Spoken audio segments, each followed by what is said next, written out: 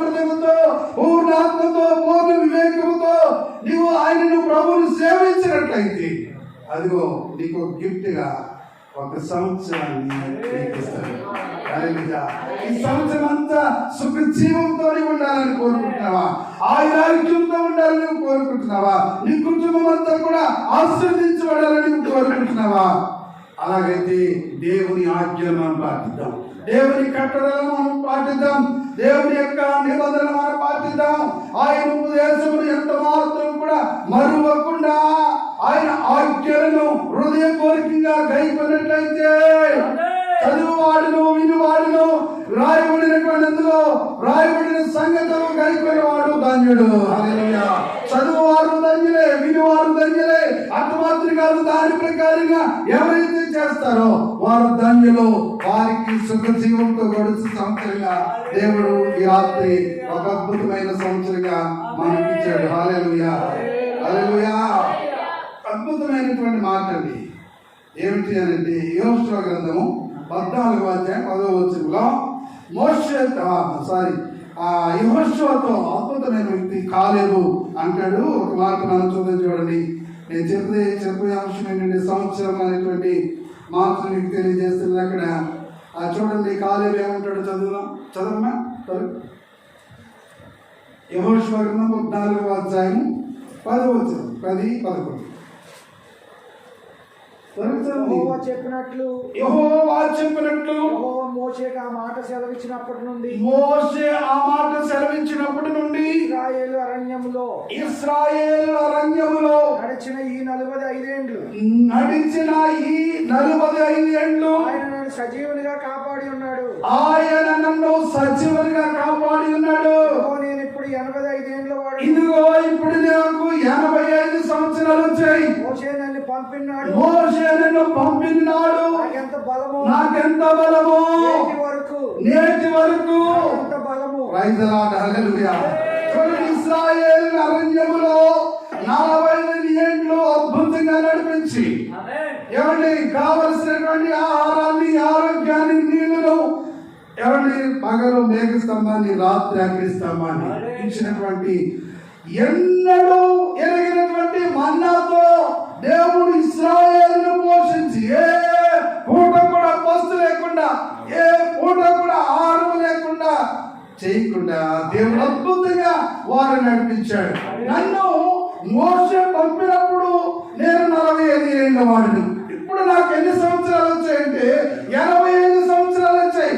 45 సంవత్సరాలు దేవుడు నన్ను మోషే పంపినప్పుడు నాకు ఎంత బలం ఉందో 85 ఏళ్ళు వచ్చినప్పుడు కూడా నేను వృద్ధుడనై ఉన్నాను, నాకంతే బలము. చూడండి దేవుడు ఎంత అద్భుతం.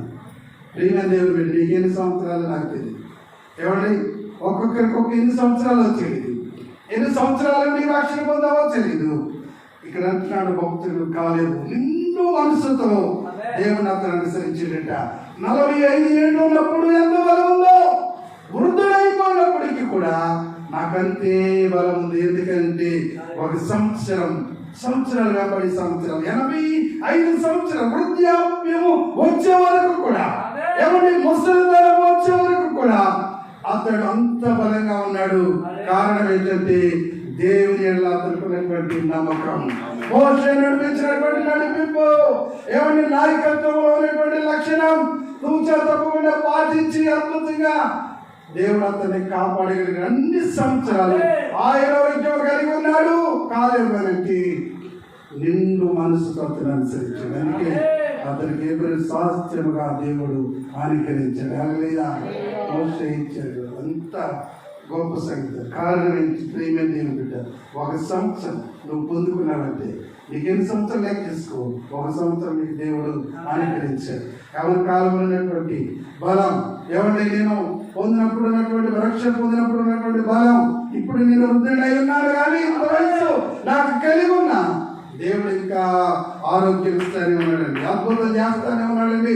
ఏమండి గొప్ప కార్యాలు నా జీవితంలో ఆ సంవత్సరంలో జరుగుతూనే ఉన్నాయండి.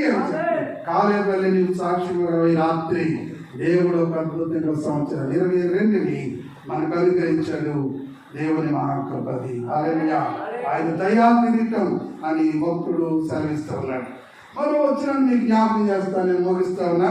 యెషయా గ్రంథము 38వ అధ్యాయము 1 నుండి 6 వచనాల్లో అద్భుతమైనటువంటి సన్నివేశాన్ని మనం చూస్తాం. ఏమండి, చాలా మంది అనుకుంటారు, నాకు తెలియకపోవడం ఏంటంటే చాలా మంది బోధకులు నాకు బోధించారు అని అనుకున్నాం, కానీ దానిలో ఒక సత్యమును ఈ రాత్రి మీకు తెలియజేస్తాను. చూడండి, యెషయా గ్రంథం 38వ అధ్యాయం 1 నుండి 6 వచనాలు మనం చదివితే, రాజు అయినటువంటి హిజ్కియాకు మరణకరమైన రోగం వచ్చిందటండి. హల్లెలూయా. ఏ రోగం? మరణకరమైన రోగం. కొన్ని రోగాలు మరణం అవడానికి వస్తూ ఉంటాయి. రాజైనా, అది మంత్రి అయినా, డాక్టర్ అయినా, యాక్టర్ అయినా, ఏమండి, ప్రతి వారిని కూడా భయంకరమైన 2 సంవత్సరాల్లో కరోనా వ్యాధి భయంకరంగా ఏం చేసి చెప్పండి, మరణానికి అప్పగించు. కొన్ని వ్యాధులు మరణానికి తప్ప ఇంకెందుకు కూడా అది రావు అని చెప్పి బైబిల్లో నుండి మనం చూస్తాం. ప్రవక్త అయినటువంటి యెషయా ఆయన ఎందుకు వచ్చారు? ఎవరి ఎందుకు? రాజని ఏమని కబురు పెట్టాడు దేవుడు? ఇదిగో హిజ్కియా ఎందుకుని వెళ్ళి మరణం అవుతున్నావు, నీవు బ్రతకవు. ఏమని ఇప్పుడు చెప్పండి, కబురు ఏమంటుంది? నీవు మరణం అవుతా ఉన్నావు, బ్రతకవు అని చెప్పి. సరే, నేను మరణం అయిపోతా ఉన్నాను, ఇంకా చచ్చిపోతానని దేవుడు చెప్పాడు అని అతను డిసప్పాయింట్ అయిపోయి మరణానికి వెళ్ళలేదు. ఏమండి, చనిపోలేదు. చాలా అద్భుతంగా అతడు వచ్చిన ప్రార్థన మనం చూస్తాం. అక్కడ ఏమని ప్రార్థన చేస్తాడమ్మా? చదవండి, ఏమని ప్రార్థన చేస్తాడు? నీ ఇల్లు నువ్వు చక్కబెట్టుకో అని దేవుడు చెప్పినప్పుడు అతడు తన ముఖమును, అదిగో తన ముఖమును గోడ తట్టు తిప్పుకొని, దేవుని వైపుకు తిప్పుకొని గోడ తట్టుగా ఆయన వైపుకు తిరిగి, యెహోవా యథార్థ హృదయుడినై సత్యముతో నీ సన్నిధిని ఏమని చక్కబెట్టుకున్నాడండి? ఇల్లు ఏమని చక్కబెట్టుకున్నాడు? ఇల్లు ఏమని చక్కబెట్టుకున్నాడు? మీరేం చక్కబెట్టుకున్నారు?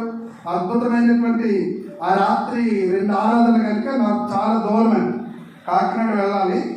అలాగే మరి నేను గ్రామంలో కాబట్టి ఒక వర్తమానాన్ని నా భార్యకు ఇచ్చినప్పుడు చాలా అద్భుతంగా రాత్రి దేవుని యొక్క వర్తమానం మాట్లాడి, ఏమిటి చెప్పండి, ఏమని మాట్లాడుతున్నాడు? నేను యెహోవా యథార్థ హృదయుడినై నీవు చక్కబరుచుకోవాల్సినటువంటి ఇల్లు, హృదయం అనేటువంటి ఇల్లు.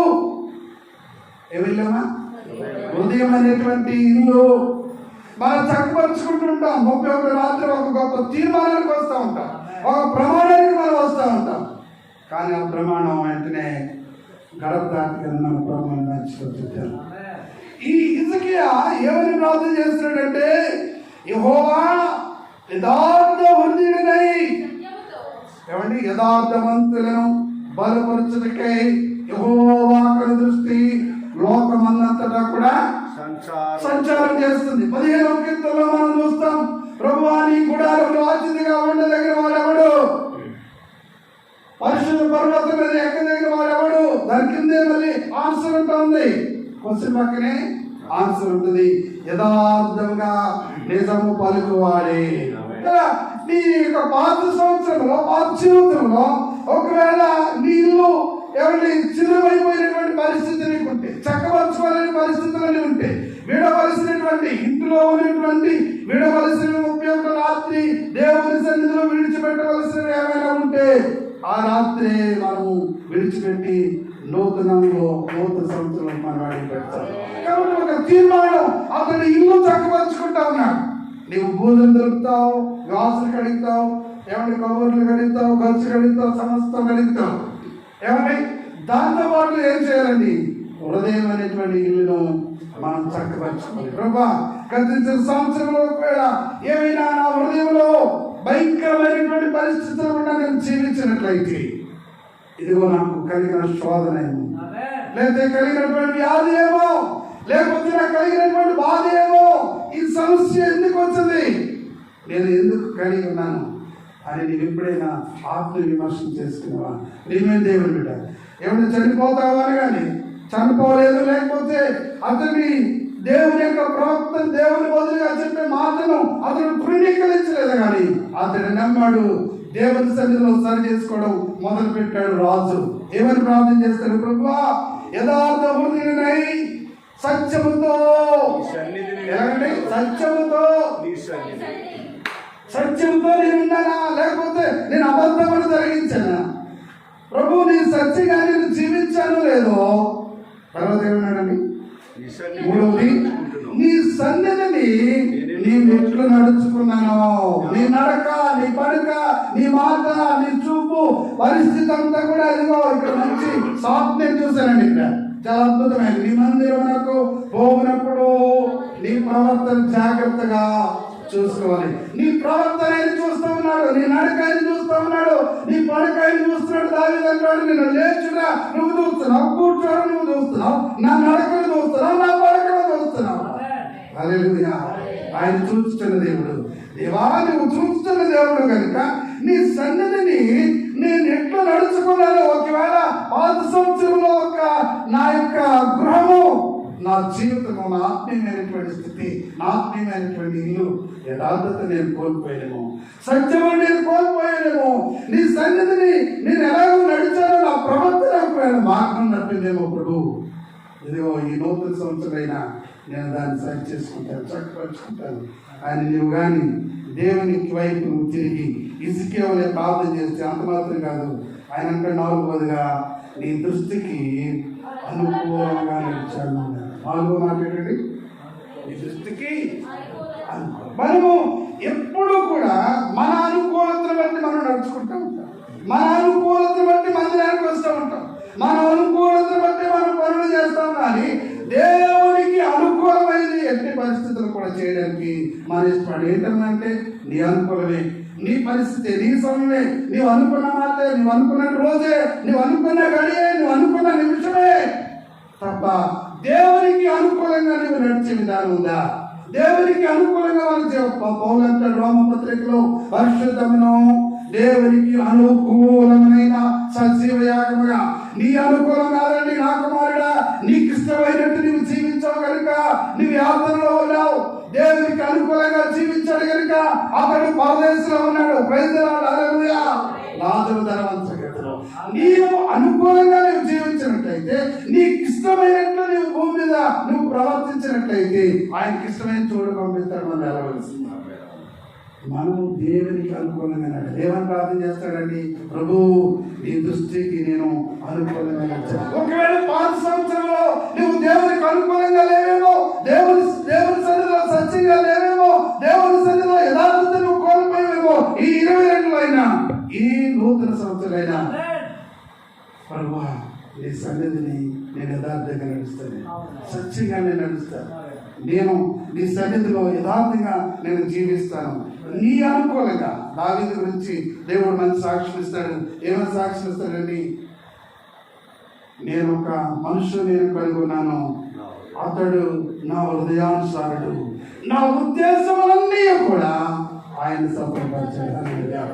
దేవుని ఉద్దేశాన్ని సఫలపరచాలండి, దేవుని ఉద్దేశ ప్రకారంగా మనం నడవాలండి, దేవుని ఆజ్ఞ ప్రకారంగా మనం నడవాలండి, దేవుని చిత్త ప్రకారంగా మనం నడవాలండి.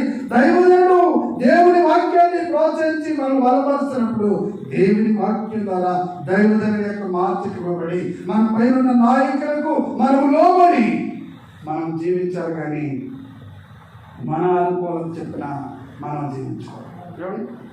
ఏ టైం అంటే నా టైమే, ఏ టైం అంటే నీ అనుకూల టైమే. ప్రతిదీ కూడా మనం అనుకూలంగా మార్చుకుంటాం, కానీ దేవునికి అనుకూలంగా అన్నాడు. ఏమని ప్రార్థన చేస్తాడు? ప్రభు, నీ దృష్టికి నేను అనుకూలముగా నేను చెప్పండి సమస్తమును నేను ఎట్లు జరిగించుదును. ఎలా జరిగించాలి? దేవునికి అనుకూలంగా మనం జరిగించాలి, దేవుని చిత్త ప్రకారంగా మనం జరిగించాలి. నీ ఇష్ట ప్రకారంగా కాదు, నీ మాట ప్రకారంగా కాదు. ఏమండి? నీ ఇరుగు పొరుగు వారిని బట్టి, స్నేహితులు బట్టి కాదు, బంధువులు బట్టి కాదు. వాళ్ళకి నువ్వు రాజీ అయిపోకూడదు, కమిట్మెంట్ అయిపోకూడదు. నీవు దేవుని చిత్త ప్రకారంగా నువ్వు చేయాలి, వాక్య ప్రకారంగా నువ్వు నిర్వర్తించాలి, దైవజనుడు చెప్పిన మాట ప్రకారం నువ్వు చేయాలి. దేవుని వాక్యం ఎన్నో ఉన్నాయి. దైవజనుడు ఆ మాట చెప్పున ఏమండి?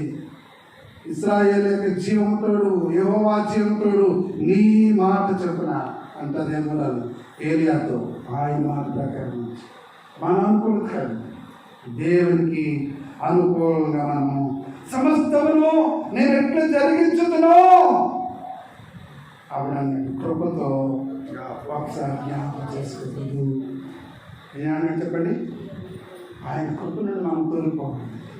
ఆయన కృప సమృద్ధి కలిగిన వాడు, కృప కలిగిన దేవుడు, దయా దాక్షిణ్యము గలవాడు, కృప సమృద్ధి కలిగినటువంటి దేవుడు. ఒక్కసారి కృపతో నన్ను జ్ఞాపకం చేసుకోమని కన్నీళ్లు విడుచుచు, ఎలాగని చెప్పండి, కన్నీళ్లు విడుచుచు ఎప్పుడైతే ఆ ప్రార్థన చేశాడో ఇంకా కబురు తెచ్చిన నడిచాల నుంచి ఇంకా దాటలేదు. దేవుడు మాట్లాడుతున్నాడు వేషతో, ఇదిగో హిజ్కియా కన్నీళ్లు విడిచుట నేను చూస్తున్నాను. నువ్వు కన్నీళ్లు విడవడం, ఎవరి నువ్వు పశ్చాత్తాపడడం, నీళ్లను చక్కబెట్టుకోవడం, నీకు సమర్పించుకోవడం, దేవునికి ఒక ప్రమాణం చేయడం, దేవునికి ఒక మాట ఇవ్వడం, దేవునికి ఒక ఆహ్వానం ఇవ్వడం, నీవు గొప్ప మారు మనసు పొందవాలి. సంవత్సరాన్ని నీ జీవితంలో ఒక నూతన స్వభావాన్ని, నవీన స్వభావాన్ని నేను కలిగి ఉన్నాను ఒక ఆనవాలు నీకు రావాలి. హల్లెలూయా, హల్లెలూయా. ఏమంటాడు చెప్పండి, ఏమన్నాడు, కృపతో జ్ఞాపకం చేసుకోమని హిజ్కియా కన్నీళ్లు విడుచుచు యెహోవాను ప్రార్థించగా దేవునికి మహిమ కలిగిన గాక. ప్రార్థన దేవుడు ఆలకించాడు, అతడు సమర్పణ దేవుడు విన్నాడు, ఎవరి పశ్చాత్తాపం దేవుడు చూశాడు, ఇల్లు చక్క పెట్టుకోవడం దేవుడు చూశాడు, అతను ఏ యొక్క సమస్యను అతను కలిగి ఉన్నాడో అదంతా కూడా దేవుని సన్నిధిలో ఒప్పుకొని ప్రార్థన చేసి విడిచిపెట్టి, ప్రభు అద్భుతమైనటువంటి కార్యాన్ని నా జీవితంలో నేను పొందాలైనా అని ప్రార్థన చేయగానే 15 సంవత్సరాల ఆయుసు. హల్లెలూయా, హల్లెలూయా. ఎన్ని సంవత్సరాలండి? 15 సంవత్సరాలు. దేవుని బిడ్డ 22 కాదండి, 23 వస్తాడు, 24 ఇస్తాడు, 25 ఇస్తాడు. నీ జీవితంలో కృపాక్షేమములు నీ వెంట రావాలి అంటే, అద్భుతమైన సంవత్సరాలు నీ జీవితంలో చూడాలి అంటే, లక్షల మంది ప్రజలు, దేవునికి ఇష్టలుగా లేనటువంటి ప్రజలు ఎంతో మంది నశించిపోయారు, మరణానికి అప్పగించబడ్డారు. ఎవరి బిడ్డ ఈ 40 సంవత్సరాలు నడిపిస్తున్నటువంటి కాలంలో దేవునికి వ్యతిరేకంగా వారు జీవిస్తూ, దేవుని కార్యాలను మర్చిపోతూ, ఆయన యొక్క నామాన్ని హెచ్చించకుండా, గనపరచకుండా, ఆయన విశ్వాసమును కోల్పోయి, విశ్వాసమును ఎవరి వారు సన్నిగిలిపోయి దేవునికి వ్యతిరేకంగా జీవించి అనేక మంది అరణ్యంలో రాలిపోయారు. దేవునికి ఇష్టలుగా లేదంటే వారు ఏమని చెప్పండి, దేవునికి ఇష్టలుగా లేక సంహారికుల చేత చనిపోయారన్నాడు, సర్పముల చేత చంపబడ్డారన్నాడు. ఏమండి, వాళ్ళు అనేకమైనటువంటి ఇబ్బందులు ఉన్నారు. రాలిపోతున్న ఇశ్రాయేలీయులు శనిగారు, దైవం రాళ్ళు ఎత్తారు, దేవుని మీద కూడా శనిగారు. దేవుని బిడ్డ, నీ జీవితంలో ఇన్ని అద్భుతాలు, ఇన్ని సంవత్సరాలు దయాకిరీటిగా నిలిస్తే నువ్వేం చేయాలి? ఆయన కార్యములు నువ్వెంత మాత్రం మర్చిపోకూడదు. వెంటనే ఆయన కార్యములు వెంటనే మర్చిపోయేది, ఆయన ఎందు వారు విశ్వాసం ఉంచకపోయేది అని దేవుని వాక్యం తెలుస్తుంది. కృతజ్ఞత లేని వారిగా మనము జీవించకూడదు. 15 సంవత్సరాలు ఆయుష్ చేయడంటే మాట్లాడి, నా జీవితంలో ఎన్ని సంవత్సరాలు నాకు దాల్చించబోతున్నా, ఎందుకంటే జీవన నీతి చేతిలో ఉన్నది. ఏమండి, ఆయన కుడి చేతిలో నిత్య సుఖములు కలవు. హల్లెలూయా. ఆయన కుడి చేతులు ఏమన్నాయండి? నిత్య సుఖములు కలవు. మనం పాడుకున్నాం కదా, ఏమన్నది? కాదమ్మా, ఈ పాట రాజా నీ సన్నిధుల పాటలో అద్భుతమైన శరణం అనేది. పాడండి బాబు పాట.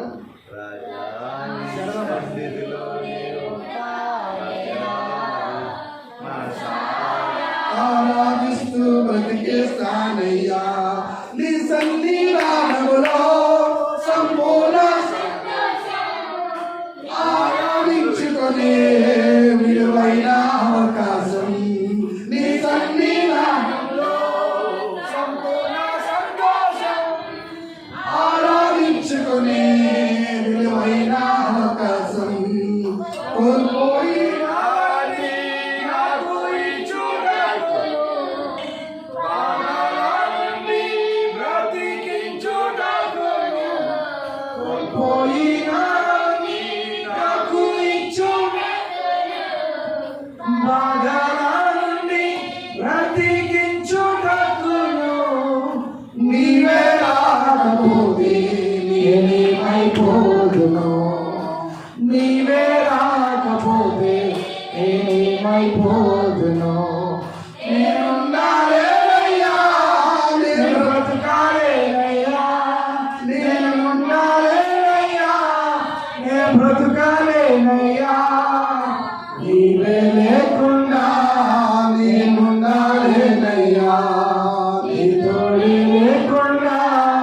హల్లెలూయా.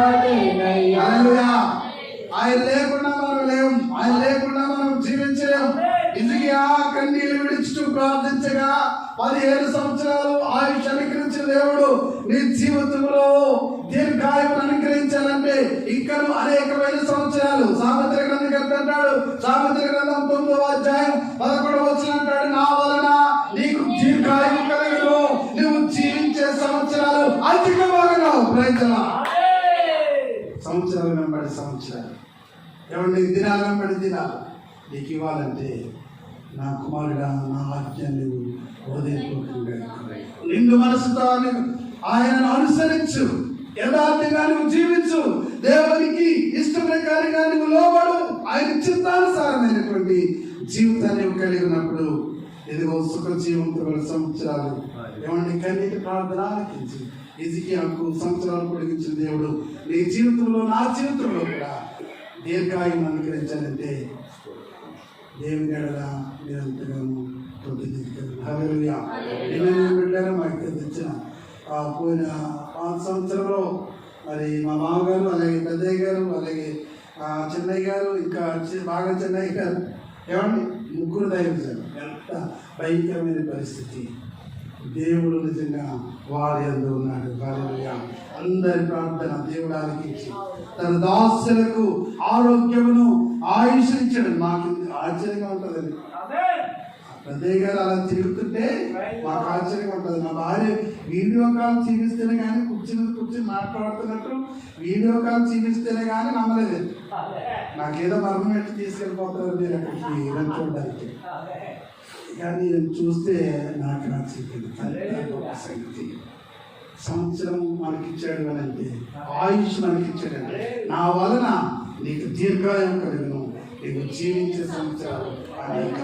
రాత్రి సంవత్సరాన్ని దేవుడు మనకు ఏమిటో చెప్పండి, ఆయుష్ను అనుగ్రహించాలంటే దయాకిరీతంగా దేవుడు మనకి అనుగ్రహించాలి. అయ్యగారు ఇంకా పొడిగించుకున్నారు కనుక నేను ఒక్క నిమిషం ఒక్క మాట చెప్పి నేను ముగిస్తే టైం అవుతుంది. మొదటగా అయితే 20 నిమిషాలు ఆజ్ఞ పాటించాలి కాబట్టి నేను క్లుప్తంగా క్లోజ్ చేద్దామనుకున్న సమయంలో మంచి సీట్ వచ్చింది. కానీ ఒక్కొక్క సంవత్సరం అంశాన్ని నేను పొడిగించిన ఇష్టపడతాను. లూకాసు వార్త 13వ అధ్యాయంలో 6 నుండి 9 వచనాలు చదివినట్లయితే ఇక్కడ ఒక అద్భుతమైనటువంటి మాట కనబడుతుంది. ఆఖరి ముగింపులో మనం మాట చదివి మనం ముగించుకుంది. అక్కడ దేవుడు యేసు ప్రభువు ఒక ఉపమానం తెలియజేస్తారు. ఒక మనుషుడికి ఏముందంటండి, మీరన్నీ ఎన్న వాక్యాలు అయి ఉండొచ్చు. అయితే ప్రేమ దేవుడు పెట్టారు, మరొకసారి నేను జ్ఞాపకం చేస్తాను. ద్రాక్ష తోటలో ఏముందండి, అంజూరపు చెట్టు దగ్గర. ఏం చెట్టు చెప్పండి, అంజూరపు చెట్టు. అక్కడ అడుగుతున్నాడు, ఏమండి ఏమంటున్నాడంటే, ఈ అంజూరపు చెట్టుని మీరు 3 సంవత్సరాల నుంచి చూస్తామన్నాడు. ఎన్ని సంవత్సరాలండి, మన అంశం ఏంటి, సంవత్సరం. మర్చిపోకూడదు మాట. 3 సంవత్సరాల నుంచి చూస్తా ఉన్నాను, కానీ ఒక్క పండైనా నేను కనుగొనలేదు. 3 సంవత్సరాలు వెతుకుతా ఉన్నాను. మరి దేవుని బిడ్డ, దేవుని సంఘంలో ఆ యొక్క ద్రాక్ష తోట దేవుని సంఘమే. హల్లెలూయా. ఏమన్నా అంజూరపు చెట్టు ఏమండి, 3 పోయినటువంటి జీవితానికి, 6 పోయినటువంటి జీవితానికి, ఎండిపోయినటువంటి జీవితానికి సాదృశ్యంగా ఉంది ఆ అంజూరపు చెట్టు నేనే. హల్లెలూయా. ప్రేమ దేవుని బిడ్డ, ఆ అంజూరపు చెట్టు గురించి అంటున్నాడు. ఇదిగో ఈ చెట్టుని నరికి, ఏమన్నా చెప్పండి, 3 సంవత్సరాలు ఏం చూస్తున్నాను, ఏ విధమైనటువంటి కాపు లేదు, ఏ విధమైనటువంటి పాలక లేదు. నేను ఆశిస్తాను కానీ అది అలాగే ఏమైపోతుందండి, భూమి ఏళ్ళ వ్యర్థమైపోతుంది దీన్ని నరికి. అప్పుడు ఆ తోటమాలు అడుగుతున్నాడు, ఏమన్నాడు, అయ్యా అయ్యా ఈ సంవత్సరం ఏమన్నా చెప్పండి, ఈ సంవత్సరం బట్టికి నేను చూస్తాను అది ఫలించట్లేదు. ఇన్ని సంవత్సరాల సంఘం, కొంతమంది దేవుని సంఘంలో ఉంటారు, ఏ విధమైనటువంటి వాళ్ళు ఉపయోగపడరు, ఏ విధమైనటువంటి ఉపయోగం ఉండదు, ఏ విధమైనటువంటి తలాంతులు వారికి ఉండదు, ఏ విధమైనటువంటి ఫలింపు ఆ జీవితంలో ఉండదు. వచ్చాను, వెళ్ళాను, పడుకున్నామా, తిన్నామా, తెల్లారిందా, ఇదే పరిస్థితి కలిగి వారు చాలా మంది జీవితాలు మనం చూస్తాం. ఎండిపోయినటువంటి స్థితిగతులు, ఫలం లేనటువంటి పరిస్థితులు, ఏ విధమైనటువంటి దేవునికి ఉపయోగపడినటువంటి దేవుని సంఘానికి ఏమండి కాపరికి ఉపయోగపడినటువంటి మొక్కలు ఎన్నో సంఘాల్లో మనం చూస్తుంటాం. వస్తారు వెళ్ళిపోతారంతే. ఏ బాధ్యత అన్నట్టుగా ఏ బాధ్యత ఏమంటే నాకు తెలియదు అన్నట్టుగా జీవించేవా ప్రియమైన దేవుని బిడ్డ. దేవుడు విత్తనం వేసినప్పుడు దాన్ని ఏమండి కాపరి ఏం చేస్తారు చెప్పండి, దాన్ని లోతుగా తవ్వి ఏమని చెప్పండి లోతుగా తవ్వి దాన్ని ఎరువు మట్టుకు వేసి ఏ విధమైనటువంటి ఆ చెత్త చెదాలు రాళ్ళు రప్పలు అన్ని తీసివేసి దాని అంతా మరలా దాన్ని శుభ్రం చేసి ఎరువు వేసి కొత్తగా దాన్ని మరలా రెవెన్యూ చేస్తాడు. ఎందుకు? మళ్ళా అది మొక్క మొలిసి చక్కగా ఫలించి చిగురించి అభివృద్ధి ఉంది ఫలాలు ఇవ్వాలని. నీవు నేను అదే పరిస్థితిలో ఉన్నట్లయితే మనం ఫలించే వారిగా ఉండాలని దేవుడు 30దంతలుగా 60దంతలుగా 100దంతలుగా మనం ఫలించాలని దేవుడు కోరుతున్నాడు. ఒక్క ఫలము కూడా నీ జీవితంలో లేకపోతే గలతీ పత్రికలో ఆత్మ ఫలము అని చెప్పాడు. ఆత్మ ఫలము, నీతి ఫలము, వెలుగు ఫలము, ఎన్నో ఫలాల గురించి దేవుని వాక్యంలో మనం చూస్తాం. ప్రియమైన దేవుని బిడ్డ, ఏ ఫలం లేక 3 సంవత్సరాల నుంచి కూడా ఒక్క ఫలం కూడా లేదు, ఒక్క పండుగ కూడా లేదు. అయితే నేను అడుగుతున్నాడు, మళ్ళా ఈ సంవత్సరం అన్నా సెలబ్రేట్ పెట్టాను, ఈ సంవత్సరం అన్నా ఉంటుంది, ఈ సంవత్సరం చూద్దాం. కానీ 22 ప్రభు నీ జీవితం వారికి ఇస్తే ఇది ఒకవేళ పాత సంవత్సరాలు గతించిన సంవత్సరాల్లో ఏ విధమైనటువంటి ఫలం నీ లేకపోయినట్లయితే అయ్యా 22 అయినా నేను ఉపయోగపడే చెట్టుగా నేను ఉంటాను, ఫలించే చెట్టుగా నేను ఉంటాను అని చెప్పి దేవుని సన్నిధిలో మనకు మనం ఆత్మవిమర్శ చేసుకుందాం, ప్రార్థన చేసుకుందాం. తల్లి వచ్చి కళ్ళు మూసుకోండి. ఈ రాత్రి సమయంలో దేవుడు నీతో నాతో అందరితో కూడా ఆయన మాట్లాడినాడు. ఒక సంవత్సరాన్ని నీకు ఇచ్చాడు అంటే ఆయన దయాకి ఏమండి, ఆయన దయ చొప్పునే నీకు సంవత్సరాన్ని అనుగ్రహించాడు. నీ జీవితంలో అటువంటి సుఖ జీవంతో గడుచు సంవత్సరాలు నీకు కలిగి ఉండాలంటే నా కుమారుడా నా ఉపదేశం నా హత్యలు హృదయపూర్వకంగా కైపు నిండు మనసుతో అనుసరించు, యథార్థ హృదయంతో దేవుని దృష్టికి అనుకూలంగా ప్రవర్తించు. నీకు సంవత్సరాలు పొడిగించుకుంటూ నీతి మంతులు ఖర్చు వలె మోగు వేస్తారు అని దేవుని వాక్యం. ముసలితనం ఉన్న వారు సారం కలిగి ఉంటారు, పచ్చగా ఉంటారు.